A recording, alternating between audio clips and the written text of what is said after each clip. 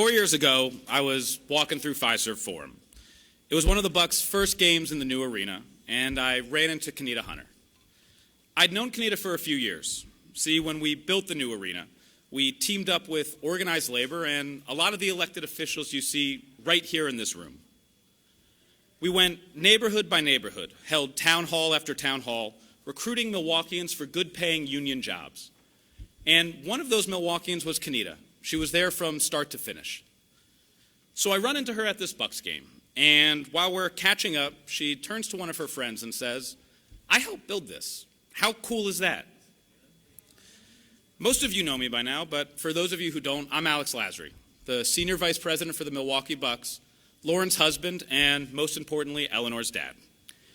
And I'd like to just take a quick second to thank my wife, Lauren, who's the Chief of Staff at Planned Parenthood Wisconsin, and all of her colleagues for their tireless work on the front lines.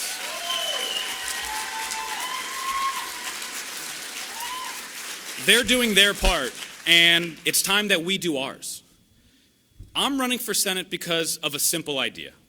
With the right people in the right places, working together, we can build great things right here in Wisconsin. And I don't just believe that. I've seen it and been a part of it. And so have all of you. With the incredible leadership of our chair, Ben Wickler, we've built the strongest state party in the country. We beat Scott Walker and made Tony Evers our governor. And we sent Tammy Baldwin back to Washington. So you see, the spirit that Kenita expressed to me, this idea that we can build great things together, Ron Johnson just doesn't get that. He gave tax breaks to his rich donors while raising taxes on the middle class. He's attacked organized labor, spread lies about COVID, tried to overthrow the government, and he's even advocating to ship Wisconsin jobs to South Carolina. Now contrast that with my record. And while I'm proud to have worked in the Obama White House, I'm not a career politician. Instead, I've spent my entire career working with communities across Wisconsin to build something special. When we set out to bring the 2020 Democratic National Convention to Wisconsin, we delivered.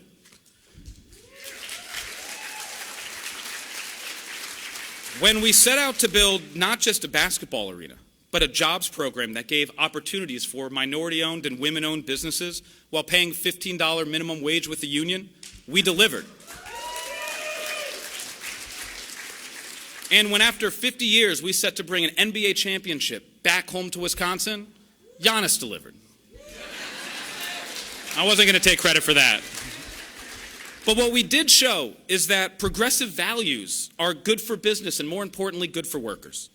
Because I don't think we have to choose between fighting for the causes we believe in or focusing on bread and butter issues that make families' lives better every day. We need to do both. We need to end the filibuster to codify Roe v. Wade. We need to end the filibuster to pass the John Lewis Voting Rights Act. And we need to end the filibuster to protect our kids from gun violence, while at the same time, we've got to make sure every family has access to clean water, high-speed internet, and we've got to pass Tammy Baldwin's Dairy Pride Act. See, we can't just do some of it, we've got to do all of it. And that brings me to the kind of race I've been running and the one we plan to win.